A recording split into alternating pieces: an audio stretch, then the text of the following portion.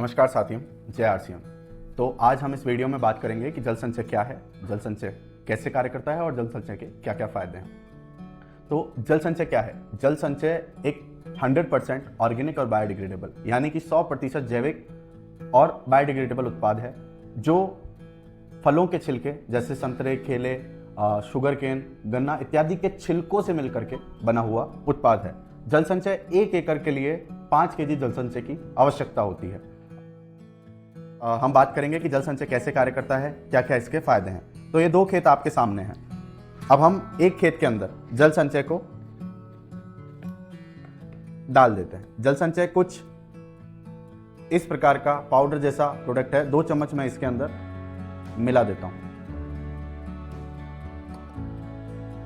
जल संचय दिखता कैसा है? कुछ इस प्रकार का जल संचय है, पाउडर जैसा ही है, एक उत्पाद है। हम जानते हैं कि यह बुवाई से पहले जाने वाला उत्पाद है, तो इसे हमें मिट्टी में पूरी तरीके से मिला देना है। तो ये हमने आखिरी जुताई करी या जब मथाई करी उस टाइम पे हम इसको पूरी तरीके से अच्छे से खेत में मिला दें। मुख्य रूप से बात ध्यान में रखने वाली बात यही है कि ये मिट्टी में अच्छी तरीके से मिल जाना चाहिए। तो यह हमारे 2 खेत थे। एक खेत में हमने जल संचय को डाला और एक खेत में हमने जल संचय को नहीं डाला।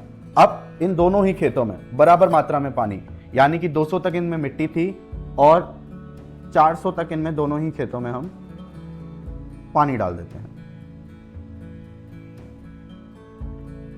जी, खेत के अंदर पानी को डाल दिया है। पहला पानी खेत को मिल गया है। अब यह क्या करेगा? जल संचय अब अपने वजन का 50 गुना से अधिक पानी को अवशोषित करेगा। अभी जैसा आप फर्क देख सकते हैं, जिस खेत में हमने जल संचय को नहीं डाला था वह पानी पूरा जब नीचे तक आ गया, बल्कि जिस खेत में हमने जल संचय को डाला था वह धीरे धीरे धीरे पानी को पी रहा है। अब हम इसको मिला देते हैं थोड़ा सा और, जिससे आप लोग आसानी से देख सकें कि कैसे यह कार्य कर रहा है।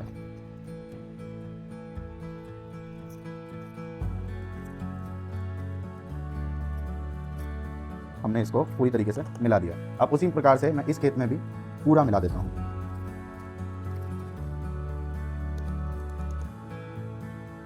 तो इस मिट्टी ने अपने अंदर पानी को पूरा पकड़ के रख लिया। और दूसरी चीज, जहां पर इसका मिट्टी का जो लेवल है वो 200 तक है, वहां पर इस खेत की मिट्टी का जो लेवल है वो 300 से भी ज्यादा हो गया है।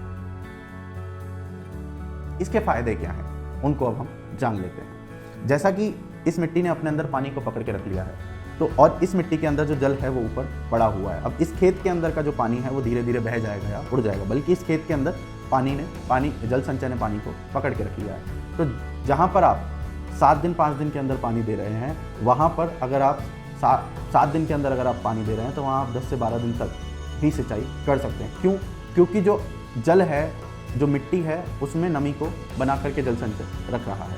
दूसरी चीज़, जो यह खेत है, जब यह लीचिंग होगी, पानी बहेगा या उड़ेगा तो यह अपने साथ फर्टिलाइजर को भी लेके जाएगा। लेकिन जो जल संचय वाला खेत है, जिस प्रकार से उसने पानी को पकड़ा है उसी प्रकार से उसने जो खाद है उसको भी पकड़ के रख लिया है। तो यहाँ पर आपकी 20 से 30% तक जो खाद है उसमें भी आपकी बचत हो जाएगी।